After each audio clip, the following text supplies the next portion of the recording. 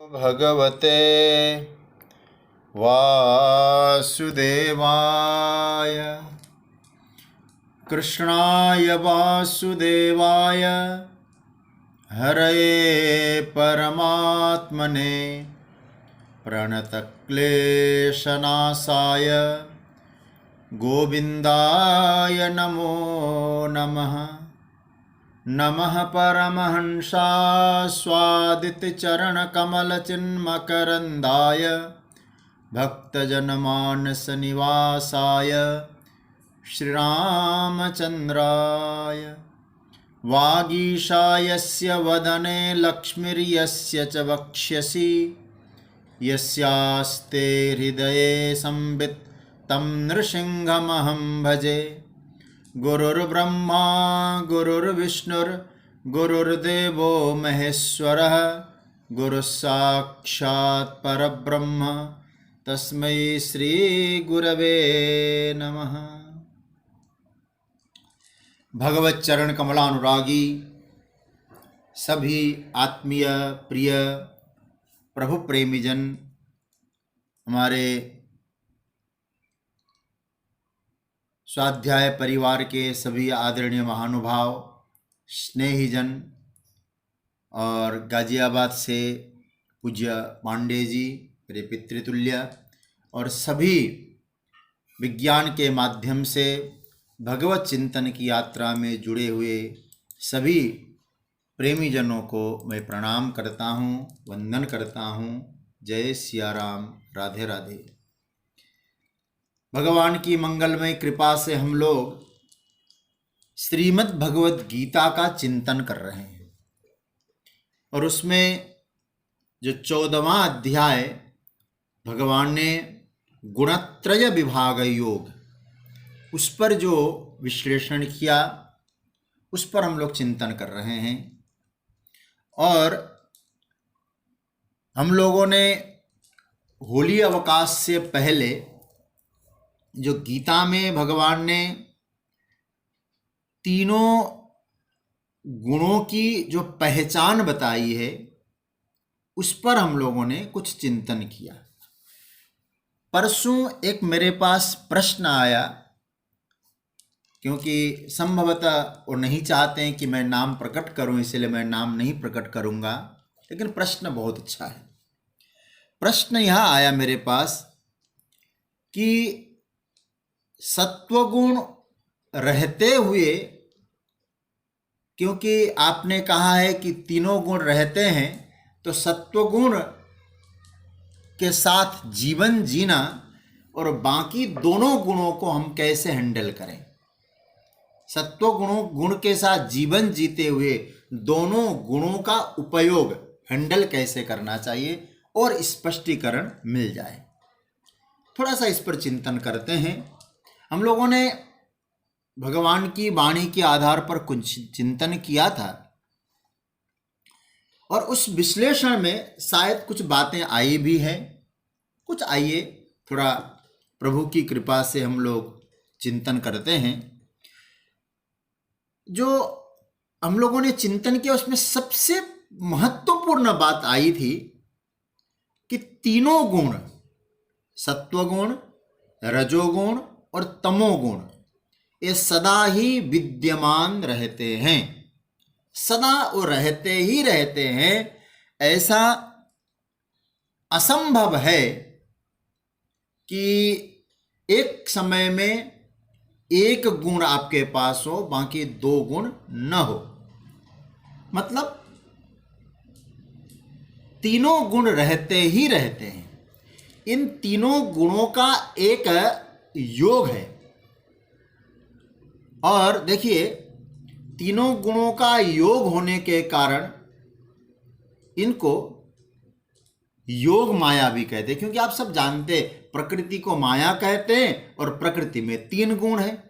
मायाम तो प्रकृतिम विद्धि, स्पष्ट लिखा है और आप लोग पढ़ चुके हैं इस बात को 7वें अध्याय में। दैवी है सा गुणमयी मम माया दुरत्यया। प्रकृति त्रिगुणात्मिका है। प्रकृति में है कि तीनों गुण है और प्रकृति भगवान की माया शक्ति है। मतलब साधारण रूप से देखें, ये जो तीनों गुणों की जो प्रकृति है, इसको योग माया कहा जाए तो शास्त्र विरुद्ध बात नहीं मानी जा सकती, क्योंकि शास्त्रों ने कहा माया है और प्रकृति है, और प्रकृति में 3 गुण हैं। अब इस बात को समझना होगा कि पुराणों में जब माया शब्द का प्रयोग आया तो लोगों का यह भाव बन गया कि योग माया का मतलब है कि भगवान की कोई चमत्कार कराने वाली कोई शक्ति होगी, उसको योग माया कहा गया है। आप लोग वेदांत का चिंतन कर रहे हैं, हकीकत में ऐसा नहीं है। परमात्मा की कोई दिव्य शक्ति है, वही माया है, इसको नहीं बोला जा सकता है। मतलब माया को ही आप योग माया कह सकते हैं, क्योंकि तीनों गुणों का योग संयोग आपस में सदा बना रहता है।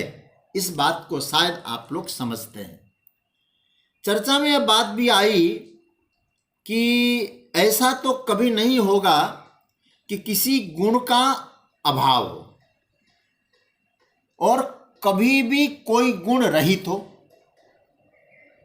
अब आप मूल बात पकड़ना, सभी गुण है, कोई गुण रहित नहीं है। अब हमारे पास ऑप्शंस क्या है? फिर ध्यान से समझना बात को। ऑप्शंस क्या है, विकल्प क्या बचा है? विकल्प यह है सज्जनों, तीनों गुणों में से एक समय में एक गुण की प्रधानता रहती है। मैंने उस बात को पहले भी कुछ चर्चा में कही थी। मतलब एक समय में एक गुण की ही प्रधानता रहती है, और वह प्रधानता हम लोग अपनी साधना के बल पर पूरी तरह से भी बना सकते हैं या अधूरे रूप में भी बनाया जा सकता है। लेकिन इस बात को ध्यान देना, साधना के द्वारा यह संभव है कि तीनों गुणों में आप प्रधान गुण किसको बनाते हैं, एकदम साधना से संबंधित है। जैसे मैं एक छोटा सा साधारण उदाहरण दे रहा हूं। सत्वगुण थोड़ा प्रधान हो गया। कितना हुआ सत्वगुण आपका? बोले 50% हो गया। अब बाकी तो 2 गुण बचे। अब वो 2 गुण कितने कितने रह गए? बोले उन दोनों गुणों को हमने मैनेज कर लिया, 25% बना दिया। यह भी हो सकता है। और यदि हमने साधना को महत्व नहीं दिया, जो भगवान ने गीता में कहा ना दूसरे अध्याय में, नित्य सत्वस्थो भव, नित्य सत्व में स्थित हो जाओ, जो प्रभु ने कहा है, यदि उस बात को हम हृदयंगम न करके 50% रजोगुण बना दें तो एकदम नेचुरली है कि साधारणतः बात माननी पड़ेगी। यदि 50% रजोगुण हो गया तो तमोगुण और सत्वगुण की मात्रा कम होगी कि नहीं होगी? इन तीनों गुणों का आपस में सम्मिश्रण है, एक दूसरे से मिले हुए हैं। ये अनेक प्रकार से होता है। कोई गुण कम परसेंट हो, कोई गुण ज्यादा परसेंट हो, आप पूरी तरह से नकार नहीं सकते। अब ध्यान देना, एक व्यक्ति है जो साधना करके सत्वगुण का उपासक बना है। सत्वगुण प्रधान होते हुए भी, एक वाक्य पर बहुत मैं चाहता हूं कि आप लोगों का ध्यान जाए, सत्वगुण की प्रधानता होते हुए भी साधक रजोगुण और तमोगुण का वेल मैनेज कर सकता है, सही रूप में उपयोग कर सकता है। ये जो साधना के अलग अलग दृष्टिकोण है, साधना के अलग अलग तल है, आपने कभी अनुभव किया होगा संतों में, साधकों में, मनुष्यों में, नाना प्रकार की योनियों में। जैसे कि भगवान आगे जाके कहेंगे मूढ़ योनिषु जायते, पशुओं की योनियों में भी ये अलग अलग गुणों की महिमा दिखाई देती है। सुनेंगे हम लोग वहां चर्चा। मतलब किसी पशु को हम लोग कहते हैं ना, ये पशु बड़ा बुद्धिमान है।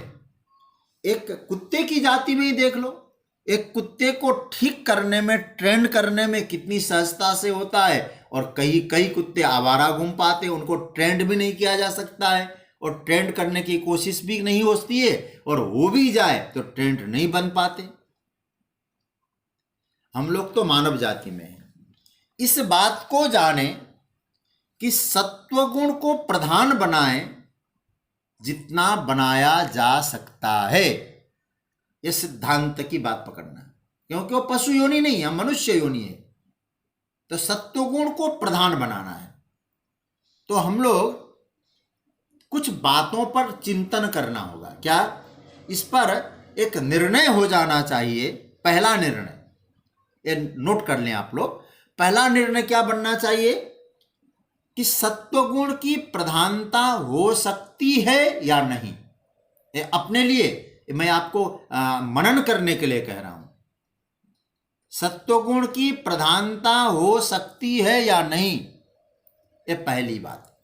दूसरी बात, वो कितनी हो सकती है, ठीक है। तीसरी बात, वह सत्वगुण की प्रधानता नेचुरली हो सकती है या आपकी साधना से हो सकती है।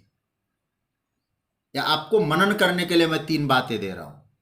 पहले प्रश्न उठाइए, निर्णय करिए, क्या सत्वगुण को प्रधान बनाया जा सकता है, कितने मात्रा में बनाया जा सकता है, स्वाभाविक रूप से होगा या हमको साधना करनी पड़ेगी। कुछ इस तरह के निर्णय, प्रश्न, मनन अपनी बुद्धि में हम लोग उपलब्ध करा लें। और याद रखना सज्जनों, क्योंकि जब तक हम लोग निर्णय नहीं लेते तब तक प्रवृत्ति की दशा सही नहीं बन पाएगी। हमारी यात्रा की राह सही दिशा में नहीं जा पाएगी जब तक हम लोग निर्णय नहीं लेंगे। निर्णय आपको करना है, आप किस गुण की प्रधानता में रहना चाहते हैं। इस विश्लेषण में एक विषय पर और चिंतित करना चाहिए, और करते हैं इस पर। सत्व की प्रधानता जब होती है, सत्व मतलब सत्वगुण की, तब स्वरूप क्या होता है, सोचिएगा। हां, यहां यह बोला जा सकता है कि रजोगुण निष्प्रभावी होगा। मैं क्या कह रहा हूं? रजोगुण निष्प्रभावी होगा, यह कहा जा सकता है, किंतु रजोगुण का व्यवहार शून्य होगा, यह कहना कदापि उचित नहीं। रजोगुण का प्रभाव कम होगा, तमोगुण का प्रभाव कम होगा, लेकिन रजोगुण और तमोगुण खत्म हो जाएंगे, ये तो आप दिमाग से निकाल दीजिए। हां, आपको मैनेज जरूर करना होगा। बड़े बड़े संतजन, गुरुजन, मानना पड़ेगा, वे सत्वस्थ थे, सत्वगुण में अवस्थित थे। मैंने भी अपने जीवन काल में ऐसे संतों का दर्शन किया है, नित्य सत्वगुण में थे, असंग थे, विरक्त थे, उनको एकांत बहुत अच्छा लगता था। किंतु संत लोग भ्रमण करते थे, यात्रा करते थे, प्रवचन करते थे। तो यात्रा करना, चलना क्या सत्वगुण है कि रजोगुण है? आप सोचिएगा इस विषय पे। सात्विक वृत्ति में शांत रहना पसंद है, अधिक लोगों से मिलना कम पसंद है, लेकिन कठिन कठिन यात्राएं की। और केवल इतना ही ना कहूं, बड़े बड़े प्रोजेक्ट चलाए, प्रकल्प चलाए। ये किस गुण का कार्य है भाई? प्रकल्प चलाना, यात्रा करना, ये किस गुण का कार्य है? आप सब जानते हैं, ये तो रजोगुण का कार्य है। मेन पॉइंट क्या बना? उस समय गुणों की स्थिति क्या है?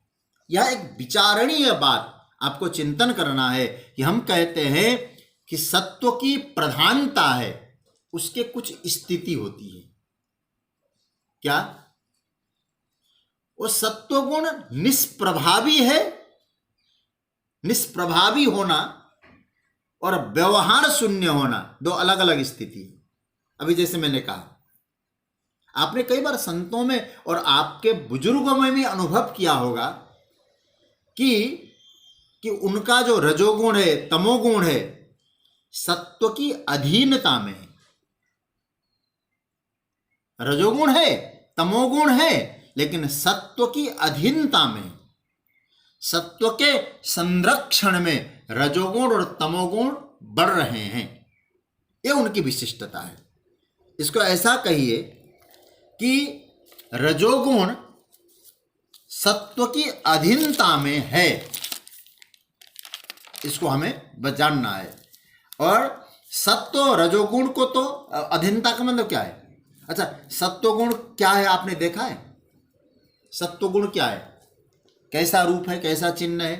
भगवान कहते नहीं भाई, सत्वगुण का तो लिंग होता है, चिन्ह होता है। क्या चिन्ह है? देखिए, सत्व का चिन्ह है विवेक। सत्व का चिन्ह है विवेक। यहां ध्यान जाना चाहिए कि हमने यह कुछ धारणाएं बना रखी है। सत्वगुण मतलब यह है, रजोगुण मतलब यह है। पता नहीं आदमी ने क्या क्या सुन रखा है। ये जो सुनी हुई जितनी बातें हैं, आप पहले इनको एक किनारा कर दें। भगवान क्या कह रहे हैं? सत्वगुण का लक्षण पहले क्या है, पहले इसको जान लीजिएगा। कैसे?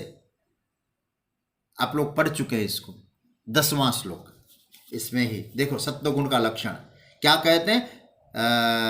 10वां नहीं, सत्वगुण का लक्षण है, भगवान ने यहां सर्वद्वारेषु देहेस्मिन् प्रकाश उपज, 11वां श्लोक। सर्वद्वारेषु देहेस्मिन् प्रकाश उपजायते ज्ञानम यदा तदा विद्यात् विवृद्धम सत्वमित्युत। ज्ञान, प्रकाश, ये किसका लक्षण बना? तो इसका मतलब है आप में ज्ञान है, आप में प्रकाश है। तो एक चिन्ह से पता चलता है कि सत्वगुण है या नहीं। सत्वगुण का कोई बोर्ड नहीं लगता है। आप में सत्वगुण है तो आप में ज्ञान को पकड़ने की सामर्थ्य है और भीतर से दिव्य प्रकाश प्रकट होता है, तो समझना सत्वगुण। दूसरा लक्षण भगवान ने क्या कहा? तत्र सत्वम निर्मलत्वात् प्रकाशकमनामयम्, 6ठा श्लोक। सुख संगेन बदनाति ज्ञान संगेन चानघ। माने क्या है? सत्व की पहचान यह है कि अंतकरण सुख संगेन, प्रसन्नता से भरा हो, आनंद हो, ज्ञान हो। यदि सत्व गुण की प्रधानता है तो ये चिन्ह आपके जीवन में आने चाहिए। फिर क्या होगा? अब बहुत ध्यान देना। हमने सत्वगुण का चिन्ह पकड़ लिया ना, ज्ञान है, प्रकाश है, विवेक है। अब रजोगुण का चिन्ह क्या बना? लोभ, प्रवृत्तिरारंभ, 12वां श्लोक। कर्मणाम समस्पृहा, लोभ। केवल मैं छोटा सा उदाहरण दूं, एक एक पकड़ना, ज्यादा लंबा चौड़ा नहीं करूंगा मैं। सत्वगुण का ज्ञान, ज्ञान का मतलब विवेक। सत्वगुण का लक्षण बना क्या? ज्ञान। रजोगुण का लक्षण क्या पहले बना? लोभ। अब आप ध्यान देना, विवेक की प्रधानता होगी उसके जीवन में, जो सात्विकता में रहेगा। लोभ की प्रधानता नहीं होगी। लोभ नहीं होगा नहीं कह रहा हूं मैं। सत्वगुण बढ़ रहा है तो आपको कैसे पहचानना होगा कि उसमें विवेक की प्रधानता होगी, लोभ की प्रधानता नहीं होगी। आया समझ में? क्योंकि लोभ किसकी वृत्ति बनी? सत्वगुण की बनी कि रजोगुण की बनी? ये तो आपने पकड़ लिया, लोभ है रजोगुण की वृत्ति, विवेक सत्वगुण की वृत्ति। जीवन में लोभ है और विवेक भी है। ये देखिए, एक हो गया सत्व और एक हो गया रजस। आया पकड़ में? सत्वगुण, दो वृत्तियां, विवेक और लोभ। एक हुआ सत्व और दूसरा हुआ रजस। मतलब क्या हो गया? जब हम ये कहते हैं सत्वगुण की प्रधानता है, तो इसका मतलब यह कभी मत समझ लेना कि लोभ का सर्वथा अभाव हो गया। बिल्कुल लोभ नाम की चीज उसके जीवन में नहीं है, ऐसा अर्थ मत लगा लेना। फिर तो आपने गुणों की मीमांसा को ही खत्म कर दिया। क्योंकि सभी गुण रहते हैं, प्रधानता का मतलब है एक तो आपके जीवन में है, प्रधान रूप से है, और दूसरा है मौन रूप से है, गौण रूप से है। लोभ प्रवृत्तिरारंभ, लोभ है, प्रवृत्ति है, कर्मणाम आरंभ है। सत्व होगा आपके जीवन में, सत्वगुण होगा तो भी ये तो रहेंगे। आई समझ में बात? सत्वगुण होगा तो भी ये रहेंगे। यदि ऐसा कहेंगे कि सत्वगुण ही है बाकी कुछ नहीं है, बुरा मत मानिएगा, फिर जीवन नहीं चलेगा, फिर जीवन चल ही नहीं सकता है। जीवित रहेंगे भी या नहीं बोलना बड़ा कठिन हो जाएगा। ये इतना गंभीर विषय है ना। मुझे लगा कि बहुत आप लोगों ने जिन्होंने प्रश्न किया है बहुत अच्छा किया है। चिन्ह तो है नहीं, जीवित कैसे रहेंगे भाई आप?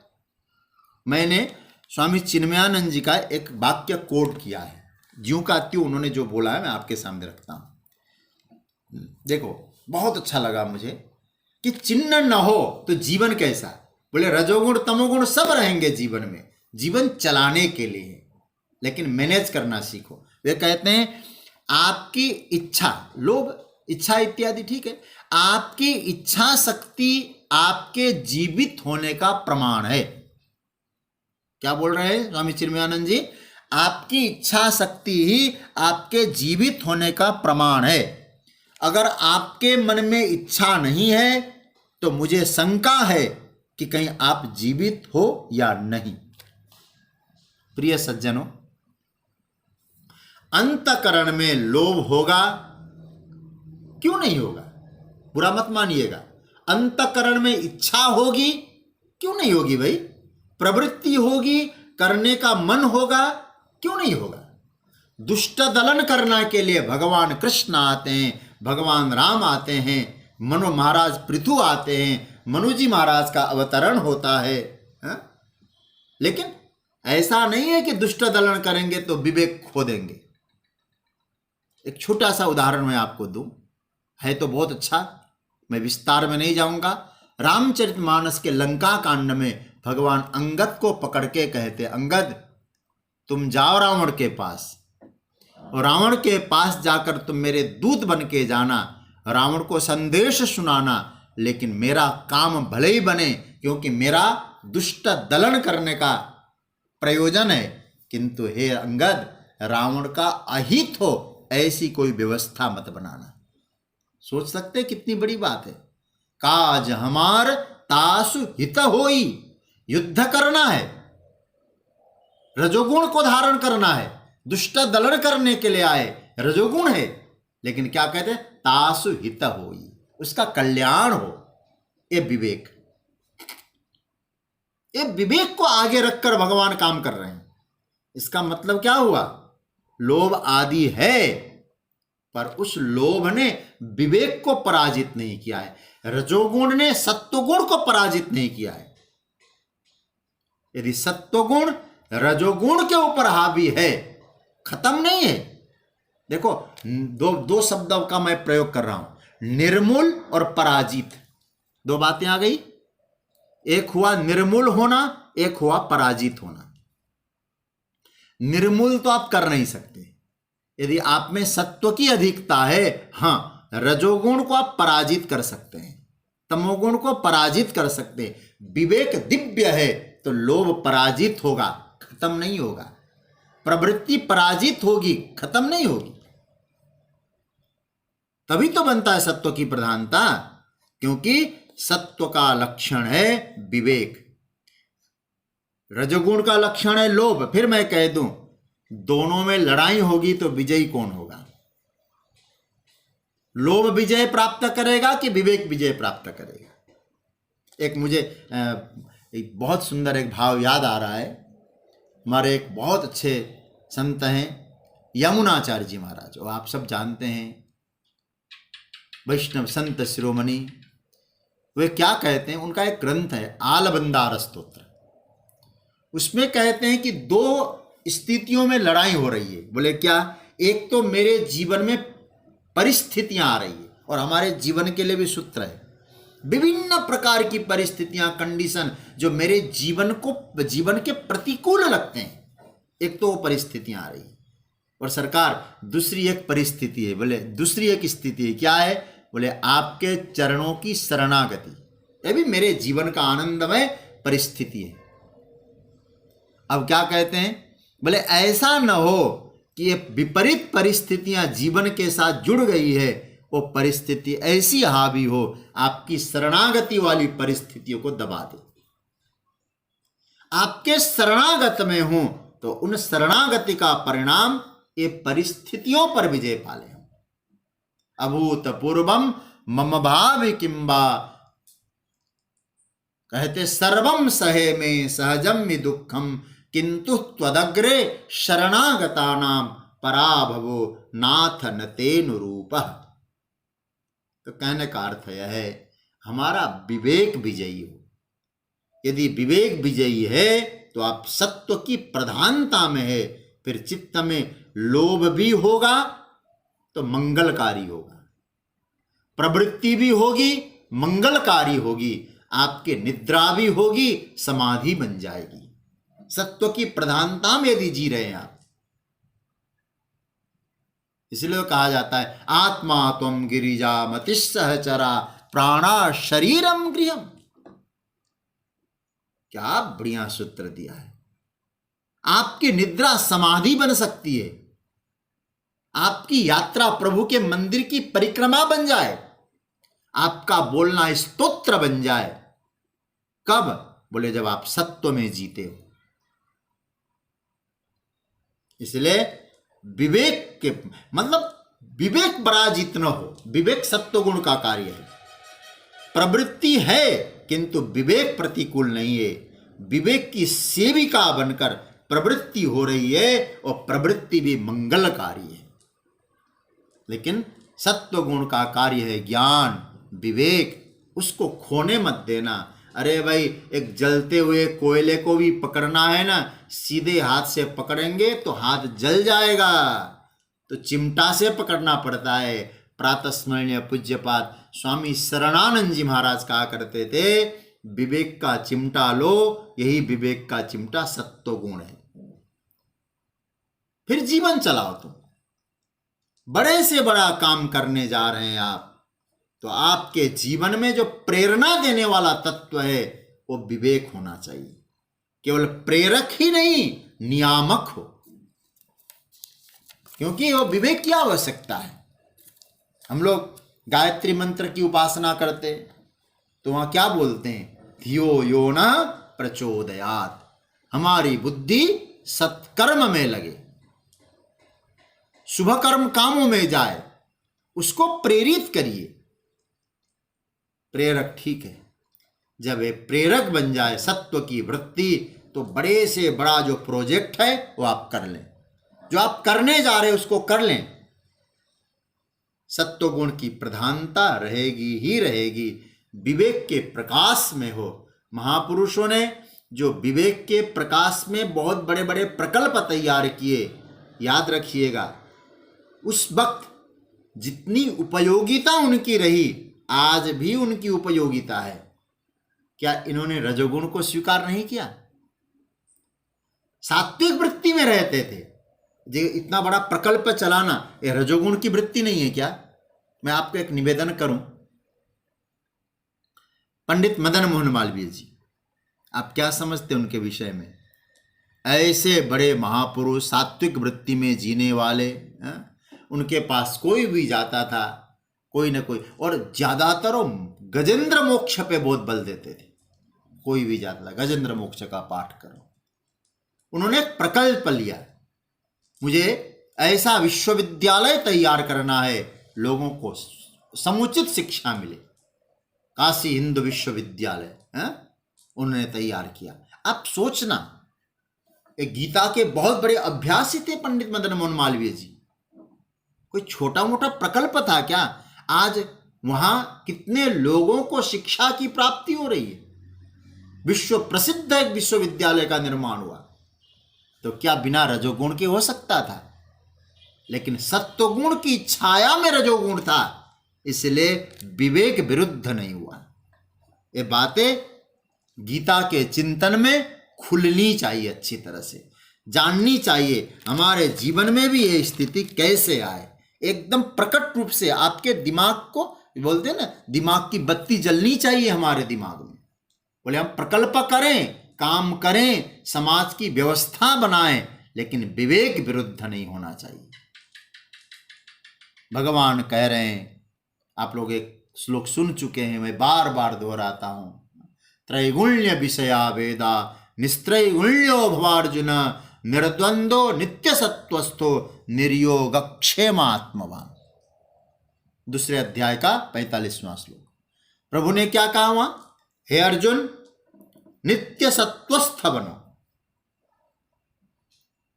तुम सत्व की वृत्ति में चले जाओ।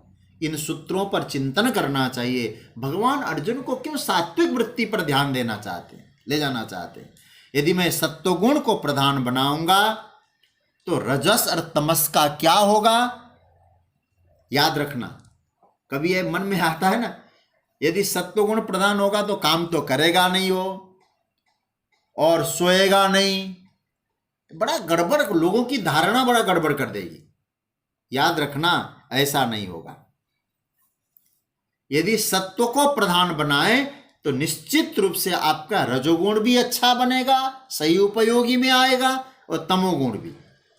चिंतन करें, देखें, और मैं तो कहूंगा संतों के जो विशिष्ट विशिष्ट संत हुए, उनके जीवन को उदाहरण बना के देखें।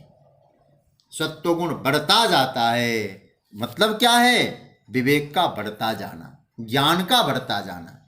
सत्वगुण का मतलब, मैं फिर कह दूं, ये चिन्ह बढ़ते हैं सत्वगुण के, ये चिन्ह बढ़ने चाहिए। इतना बढ़ जाए कि भगवान वेदव्यास जी की तरह हो जाए, ये बढ़ जाए। सत्वकृत ज्ञान मतलब जो बुद्धि में उत्पन्न ज्ञान है, जो सत्वगुण की क्रिया से प्राप्त हुआ है। भाष्य में भगवान शंकराचार्य ने कहा सत्वकृतम ज्ञानम, जब ज्ञानमावृत्य तु तमः प्रमादे संजयत्युत। इस श्लोक की भाष्यकार ने व्याख्या की तो क्या कहते हैं? ज्ञान कैसा? सत्वकृत ज्ञान। सत्वगुण ने जिस ज्ञान को बुद्धि में डाला है वो ज्ञान। फिर क्या है? तो कहते हैं पुस्तककृत ज्ञानम नहीं है, सुना हुआ ज्ञान नहीं है, सत्वकृत ज्ञानम। आप अपनी साधना से जिस सत्व गुण को प्राप्त किए, ज्ञान की विशालता होती है सत्वगुण में। याद रखना, हम लोग वेदव्यास जी की स्तुति करते हैं ना, आप सब इस श्लोक को जानते होंगे। ये गीता प्रेस के जो छोटी सी पुस्तक है ना, उसमें भी है, महात्म्य में, गीता महात्म्य में, नमोस्तुते व्यास विशाल बुद्धे फुल्लार बिंदाय तपत्र नेत्र एन त्वया भारत तैल पूर्ण प्रज्वालितो ज्ञानमय प्रदीप। देखिए जरा ये श्लोक, इन श्लोकों को देखना, या कोई चर्म नेत्र के लिए थोड़ी ना कहा गया है। क्या कहते हैं? आयत नेत्र, व्यापक दृष्टि महाराज। और दृष्टि मतलब क्या है? एक विजन है, मुझे समाज के लिए कुछ करना है। मैं एक चीज आपसे कहूं, ग्रंथ लिखना ये रजोगुण है, क्योंकि करना पड़ता है उसमें, और सारे कर्म रजोगुण में विवर्त है। अब उनको क्या पड़ी थी इस ग्रंथ को लिखने की? आप इस पर थोड़ा चिंतन करना। एक विजन लेके चले कि मुझे इनके लिए इतना करना है। वो क्या कहते हैं उनके बारे में? विशाल बुद्धि, विशाल बुद्धि। इसलिए हमारे यहां कहा गया व्यासोच्छिष्टम जगत सर्वम। व्यास जी का उच्छिष्ट पाते हैं हम लोग। वो कैसे? फुल्लार बिंदाय तपत्र नेत्र, खिला हुआ कमल जैसे आपकी आंखें महाराज, विशाल दृष्टि है। इसका प्रमाण क्या है? एनत्वया भारत तैल पूर्ण। वाह, क्या कहें, एनत्वया, जिस आपके द्वारा, देखिए शब्द देखना कितना प्यारे शब्द है, जिस आपके द्वारा महाभारत जैसा ग्रंथ लिखा गया है। तैल पूर्ण प्रदीप। प्रदीप कैसा? बोले ज्ञानमय प्रदीप। मतलब आपने इसका दीप नहीं महाराज, प्रदीप प्रज्वलित किया है। तेल क्या है? महाभारत। क्यों ऐसा कर पाए? क्योंकि विशाल बुद्धि, विशाल बुद्धि, विशाल ज्ञान, ये कहां से आया? ये सत्वगुण से आया है। सत्वगुण से इतना बड़ा कार्य हो सकता है। सत्वगुण बढ़ना मतलब ज्ञान, भगवान वेदव्यास जैसा ज्ञान होगा, वाचस्पति मिश्र जैसा ज्ञान होगा। भामतीकार ब्रह्मसूत्र पर भाष्य लिखा जिन्होंने, ध्यान देना सज्जनों, आद्य जगतगुरु शंकराचार्य जैसा ज्ञान होगा। ये जो महान महान मनीषी हमारे जो पूज्य हुए हैं, महर्षि पतंजलि, महर्षि पाणिनि, गौतम, जैमिनी, सत्वगुण का ही चमत्कार है इनमें। और ये बढ़ता जाए और उस सत्वगुण की छाया में, मतलब ऐसे ऐसे सत्वगुण को धारण करने वाले उन महापुरुषों की छाया में जब रजोगुण और तमोगुण आता है ना, क्या कहते, महाराज हमको भी अपना सेवक बना लो, हमको भी उपयोग कर लो। तमोगुण सेवक बनेगा और कहेगा मेरा उपयोग करो। सज्जनों, तब प्रकट होंगे भागवत, तब प्रकट होगा महाभारत, तब प्रकट होगी गीता, तब प्रकट होंगे रामायण, रामचरितमानस, तब भाष्य बन के निकलेगा। 16 वर्ष की आयु में भगवान भाष्यकार ने, जगत गुरु शंकराचार्य ने ब्रह्म सूत्र पर भाष्य लिखा। ध्यान से समझना, ये चमत्कार क्या है। 16 वर्ष की अवस्था में ब्रह्म सूत्र पे भाष्य, सहस्त्रनाम पर भाष्य, और कितने वर्ष की आयु में जानते हैं? भगवान शंकराचार्य ने 9 वर्ष की आयु में विष्णु सहस्त्र नाम पे भाष्य लिखा।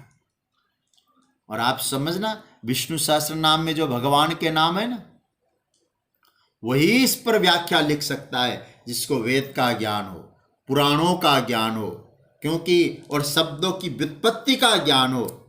अलग अलग नाम, उन नाम उन लीलाओं से संबंधित,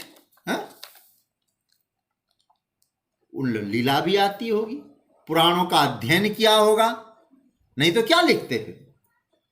तो कहने का अर्थ है ये सत्वगुण की महिमा है। सज्जनों, ये सत्वगुण को महत्वपूर्ण समझना।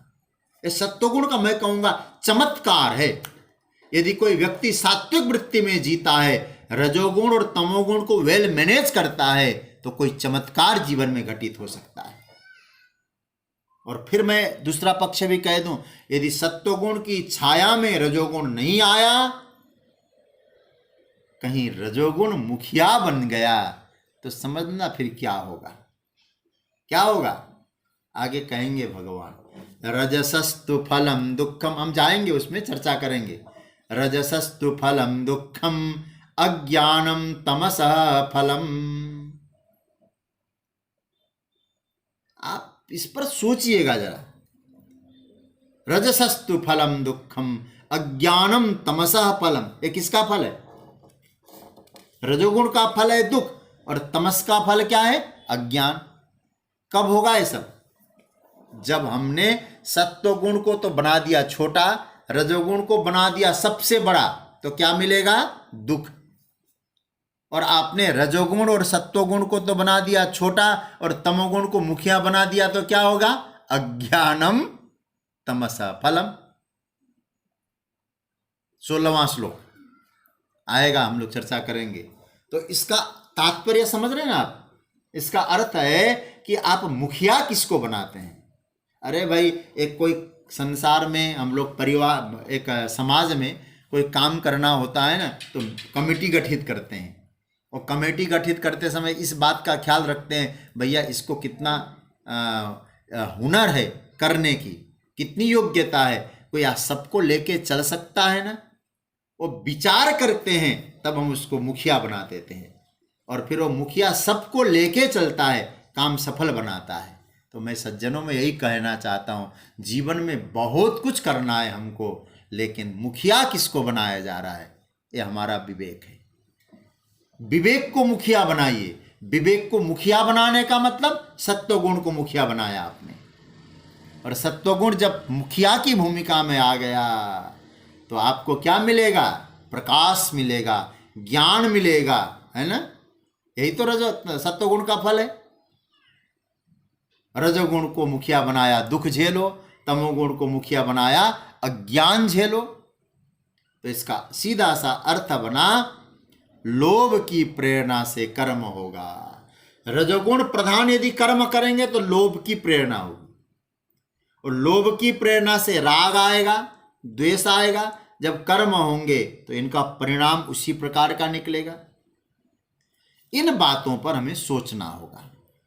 जब कभी अकेले में बैठे तब सोचिएगा, क्योंकि मैं तो आज केवल थोड़ा चिंतन किया, मैं अभी आगे बढ़ रहा हूं।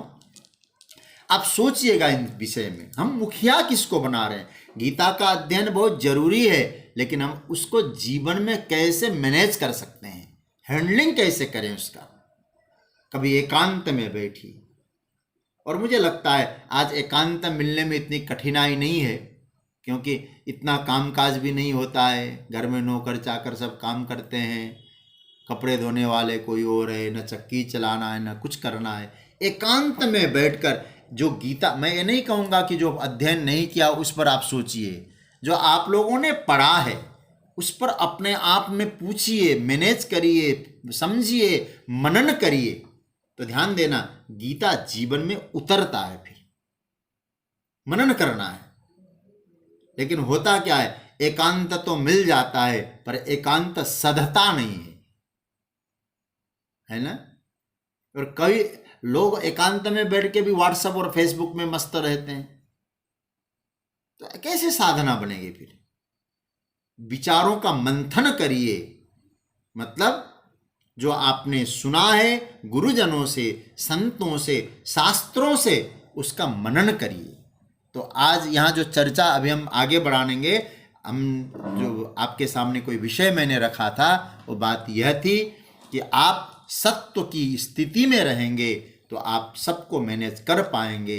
लेकिन कहीं रजोगुण को मुखिया की भूमिका में मत बनाइए, तमोगुण को मुखिया मत बनाइए, सत्वगुण को मुखिया बनाइए, वैसा ही फल मिलेगा। रहेंगे तो जरूर, ये दब के रहेंगे, सेवक बन के रहेंगे, स्वामी बन के नहीं रहेंगे। ये बात आई। अब सज्जनों, भगवान यहाँ अब गतियों का वर्णन कर रहे हैं। सत्वगुण के समय में जब व्यक्ति प्राण त्यागता है उसकी गति कैसी होती है? रजोगुण के समय कोई प्राण त्यागे, प्राण त्यागते समय उसकी वृत्ति में रजोगुण हो, रजोगुण की प्रधानता हो, फिर मैं कह दूं प्रधानता एक की रहेगी, तीनों तो रहेंगे लेकिन हमेशा एक न एक प्रधान रहेगा। तो किसकी प्रधानता में हम शरीर को छोड़ रहे हैं, उसी प्रकार की गति है। और मैं समझता हूं भगवान ने यहां गागर में सागर भर दिया है। 84 लाख योनियों की चर्चा में भगवान केवल 2 श्लोकों में सारी बात बता देते हैं गतियों का वर्णन में। 14वां और 15वां, ये 2 श्लोक गति के विषय में भगवान ने कहा। उसके बाद फिर फल की चर्चा आई, गति कैसे है। अब ध्यान देना, इन गतियों पर हम लोग चर्चा करेंगे। पहला हम लोग सत्वगुण की गति का दर्शन करते हैं। 13 श्लोक तक हम लोगों ने चिंतन कर लिया है, कहीं संक्षेप हुआ, कहीं विस्तार हुआ।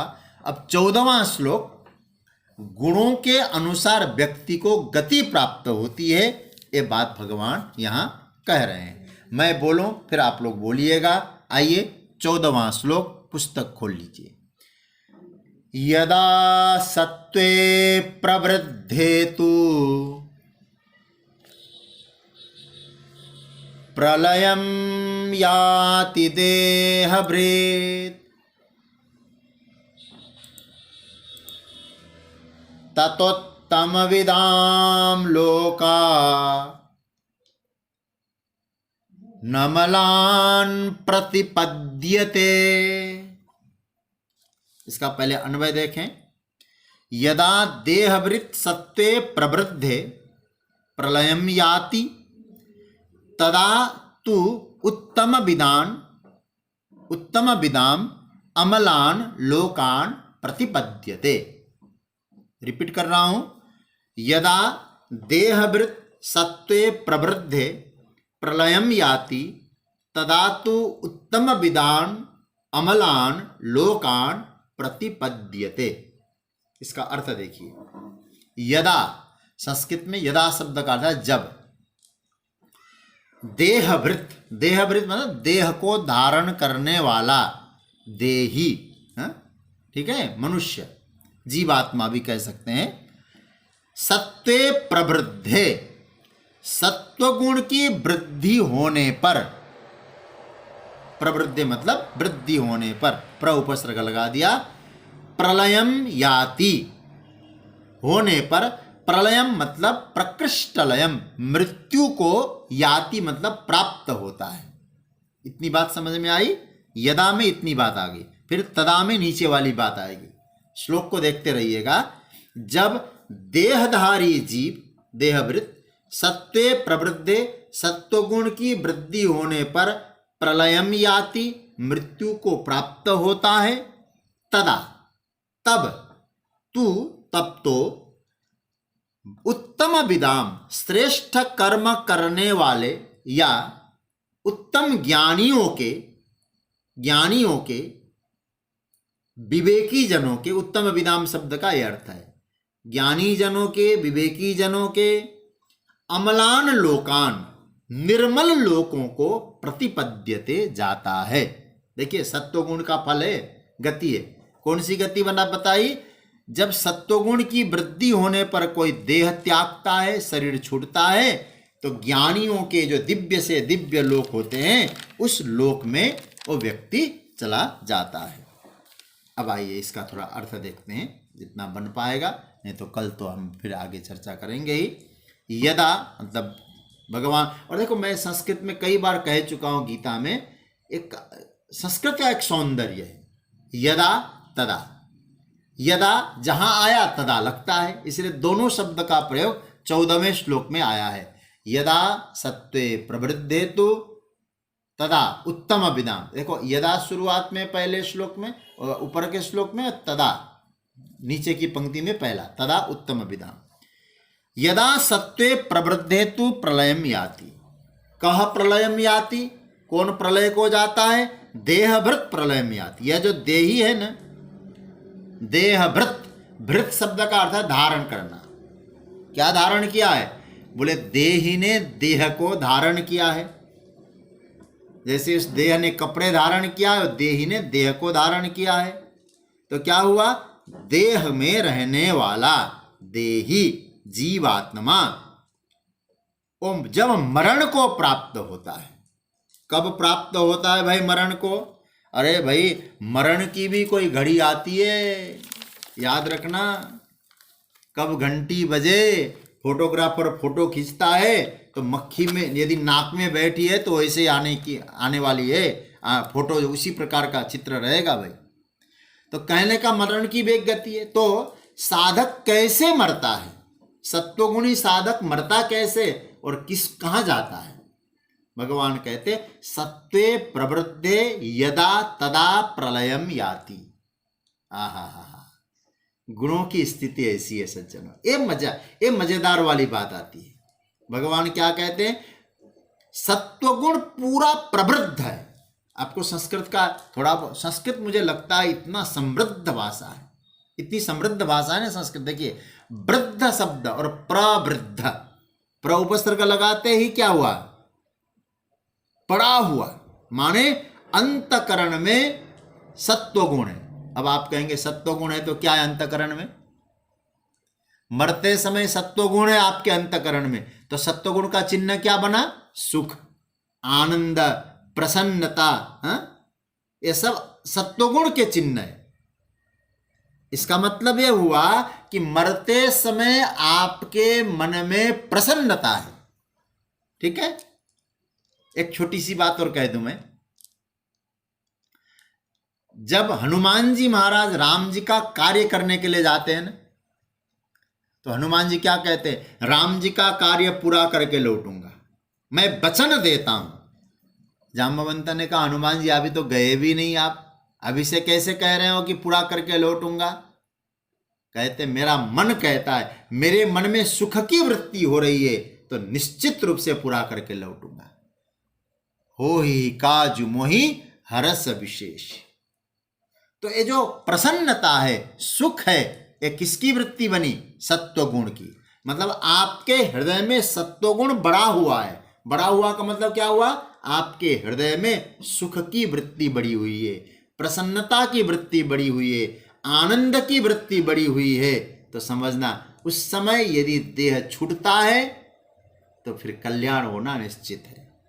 अगर अंतकरण में सुख नहीं है, ध्यान से सुनिएगा, अगर आपके अंतकरण में सुख नहीं है, निश्चित जान लीजिए सज्जनों, आपका सत्वगुण आहत है, आपका सत्वगुण घायल है। अभी भले हम माला पहने, माला जपें, खूब आनंद ले, बाहर हंसी मजाक करें, मुस्कुराते रहें, लेकिन भीतर यदि आपको आनंद नहीं मिल रहा है, सुख नहीं मिल रहा है, तो भीतर में जो सत्वगुण की वृत्ति है ना, वो आपकी घायल हो गई है। इलाज कराइए अब, नहीं तो घायल होते हुए बड़ी विचित्र स्थिति हो जाएगी, फिर दब जाएगी पूरी तरह से। तो हमारे चित्त में प्रसन्नता का भाव नहीं है तो याद रखिएगा, एकदम स्थिति रजसस्तु फलम दुखम। दुख की बात आ रही है, बैठे बैठे भी दुखी रहते हैं। और प्रभु कोई कहते कैसे हो, बोले क्या बताएं, भगवान ने इतना दिया, कुछ भी नहीं है। अब इतना सब कुछ दिया फिर भी कुछ भी नहीं है, तो समझ लो सात्विक वृत्ति नहीं हृदय में, रजोगुण आ गया। कैसे रजोगुण? बोले अज्ञा जो है रजसस्तु फलम दुखम, दुख आ गया आपके जीवन में। तो इसका मतलब कैसे पकड़ लें? रजोगुण। तो सात्विक वृत्ति नहीं है अभी, तो आपको निर्मल गति नहीं मिलने वाली। तो इसका अर्थ क्या हुआ? सत्वगुण का इलाज करिए, क्योंकि सुख का हेतु सत्वगुण में, रजोगुण में नहीं है। अगर वह सत्वगुण पाले बैठा है तो मैं आपको गारंटी से कह सकता हूं, यदि किसी ने सत्वगुण को पाला है, पोषा है, उसको बड़ा किया है, तो उस सुख और आनंद तो उसकी अपनी पूंजी है जी, निज संपत्ति है। अंतकरण में सत्वगुण को बिठाए रखिएगा, आनंद तो अपने आप हिलोड़े मारने लगेंगी। इसलिए प्रभु ने बहुत बढ़िया, मुझे तो इतना प्यारा लगता है भाव, जब उपसर्ग का प्रयोग प्रभु करते हैं, या प्रवृद्ध नहीं, वृद्ध नहीं, प्रवृद्ध। उस समय प्रवृद्ध हो सत्वगुण और देह छूटे, माने देह छोड़ने के समय जीवात्मा आनंद में हो, शांत हो, प्रसन्न हो, इष्ट का स्मरण हो, भूइष्टाम ते नमोक्तिम विधेम, ये स्थिति बन जाए। भूइष्टाम ते नमोक्तिम विधेम। कृतम स्मर कृतो स्मर ह्योसा वै पुरुषा सोहमस्मि। ये मंत्र दृष्टा ऋषि लोग, उपनिषद के ऋषि क्या कहते हैं?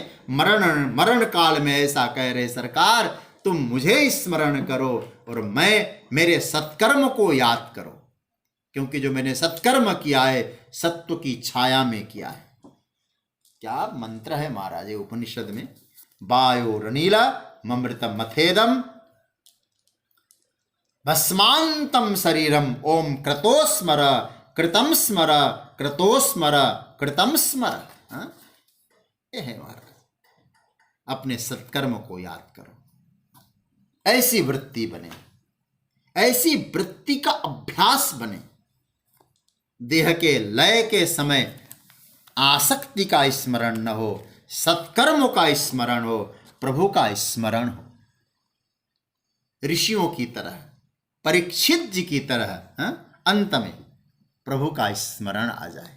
और अंते नारायण स्मृति जन्म लाभा परह पुंसाम अंते नारायण स्मृति। सुखदेव जी जब प्रवचन प्रारंभ करते हैं, हे परीक्षित, जीवन का परम लाभ है सुखमय जीवन बने, अंतकरण में सुख हो और मरते समय प्रभु को याद करें, प्रभु की स्मृति बने।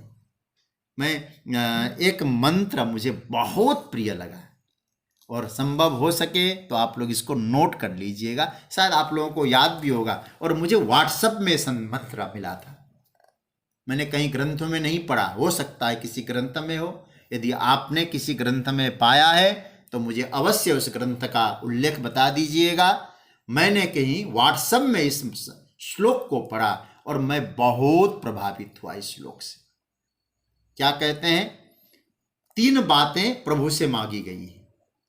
मैं बहुत बहुत आनंद आया मुझे इस श्लोक को सुनकर।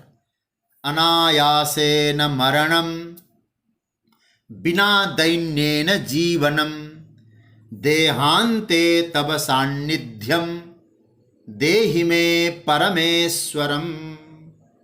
देखिए ये 3 बातें, हे प्रभु मुझे देना। क्या देना?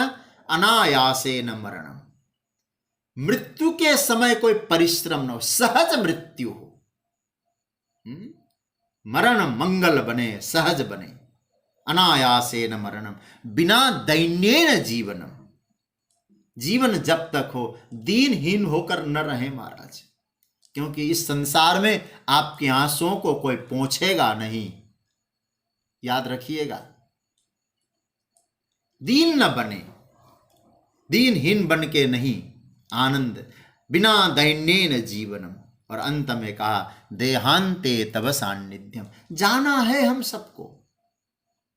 तो कैसे जाएं? बोले अंत में ईश्वर का सान्निध्य मिले और उस समय ये 3 चीजें जीवन में आए। हे प्रभु आप मुझे देना। क्या क्या बताया? अनायास मृत्यु हो, बिना दैन्य का जीवन हो और अंत में आपका सान्निध्य मिले, देहि में परमेश्वरम, ऐसा मुझे देना। तो कहने का अर्थ यह है, सत्वगुण की जब वृद्धि होती है तब व्यक्ति की गति होती है। कैसी होती है? अमलान लोकान प्रतिपद्यते, निर्मल लोकों में जाता है। लेकिन सत्वगुण की वृद्धि का लक्षण बताया आनंद, सुख, अर्थात सत्वगुण की वृद्धि के समय प्राण त्यागे, सुख में जीवन जाए, आनंद का अनुभव करते हुए, प्रभु की स्मृति में आनंद का अनुभव करते हुए प्राण त्यागे, तो अमलान लोकान प्रतिपद्यते, भगवान इस बात को कहते हैं। और एक गति का जो सत्वगुण की गति, फिर 15वें श्लोक में रजोगुण और तमोगुण दोनों की गति भगवान ने बताया है। इन 2 श्लोकों में मुझे लगता है संपूर्ण गतियों का जो रूप है ठाकुर जी ने भर दिया है। इस पर हम लोग चिंतन करेंगे। अब ये गतियों पर हम लोग ठाकुर जी की कृपा से चिंतन करेंगे। तो आज की चर्चा को यहाँ विराम दे रहे हैं।